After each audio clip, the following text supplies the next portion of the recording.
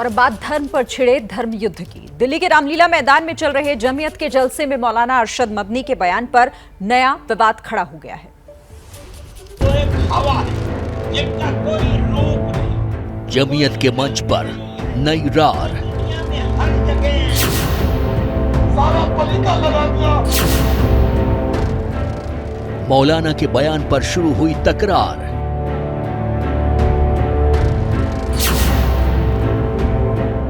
घर वापसी का फसाद, बयान से बढ़ा विवाद। मैंने कहा कि अरे बाबा, इन्हीं को तो हम अल्लाह कहते हैं। मकसद एकता का संदेश या बढ़ाना आपसी क्लेश। वो ये कहता है कि मुसलमान अगर चाहे तो अपने धर्म पर रहें और चाहे तो अपने पूर्वजों की तरफ लौट जाएं। जमीयत का सम्मेलन बुलाया तो गया था धार्मिक एकता की बात करने के लिए, लेकिन मंच पर कुछ ऐसा हुआ कि एक नया बवाल शुरू हो गया। क्या मतलब हिंदू बन जाए? के बाद जो मदनी साहब का वक्तव्य हुआ, हम कोई उससे सहमत नहीं है। ये तस्वीरें दिल्ली के रामलीला मैदान में जमीयत उलमाए हिंद के सम्मेलन की हैं, जहां कुछ ऐसा हुआ कि जैन मुनि नाराज होकर मंच से चले गए।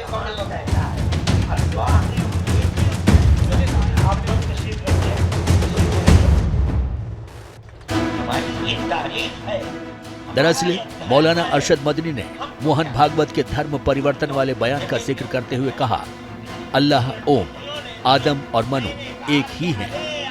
बाबा, इन्हीं को तो हम अल्लाह कहते हैं, इन्हीं को तो तुम ईश्वर कहते हो।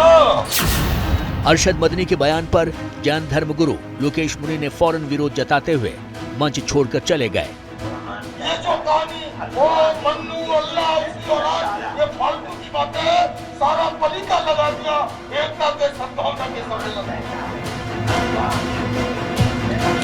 आप लोग तशरीफ रखिए। लोकेश मुनि का कहना है कि मंच से जैसी बातों की उम्मीद की गई थी, उसके उलट बयान दिए गए। मंच पर मौजूद जमीयत के अध्यक्ष और अरशद मदनी के भतीजे महमूद मदनी ने डैमेज कंट्रोल की कोशिश भी की। हमारी नजर में भारत के सभी मजहबों के मानने वाले, चाहे वो हिंदू हो या मुसलमान या फिर सिख, बौद्ध, जैन, ईसाई, सभी बराबर के शहरी हैं। हम इंसान के दरमियान कोई फर्क नहीं करते। लेकिन तीर कमान से और बात जुबान से निकलने के बाद वापस नहीं आती। हुआ भी ऐसा। इस पर चौतरफा हंगामा मच गया। आदम और मनु को और अल्लाह और ओम को एक बताया। उसके बाद जो हिंदू धर्म और जैन धर्म के जो संत थे, वो जो है मंच से ही उन्होंने इस अरशद मदनी के इस कथन का बहिष्कार किया और वो जो है मंच छोड़ करके चले गए हैं। अरशद मदनी का सुलगाया विवाद सियासत को भी भड़का गया। मुसलमानों में भी बहुत बड़ा वर्ग ऐसा है जो इन मुस्लिम नेताओं के बयानों को, उनके विचारों को बहुत अच्छी तरीके से समझता है। केवल ये अपनी नेतागिरी चमकाने के लिए मुसलमानों को गुमराह करने के काम करते हैं।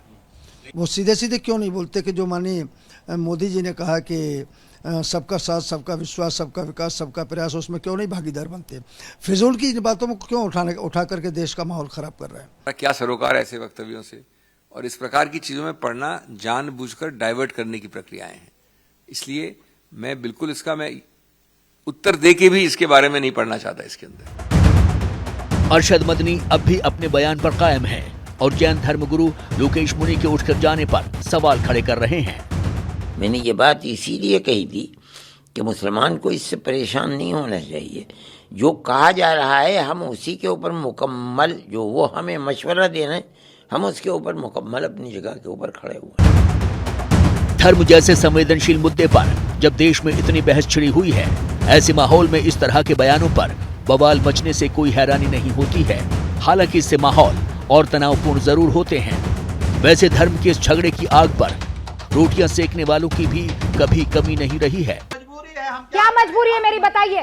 मैं अभी आपको बताती हूँ कि मैंने ओए होए होए होए, नमकीन के चटकारे लेते हुए टकटकी मार के डिबेट शो को पॉज रिपीट कर करके देख रहे हैं जोगिंदर जी।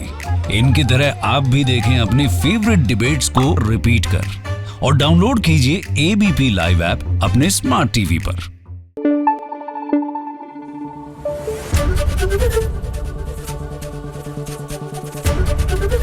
एबीपी न्यूज आपको रखे आगे।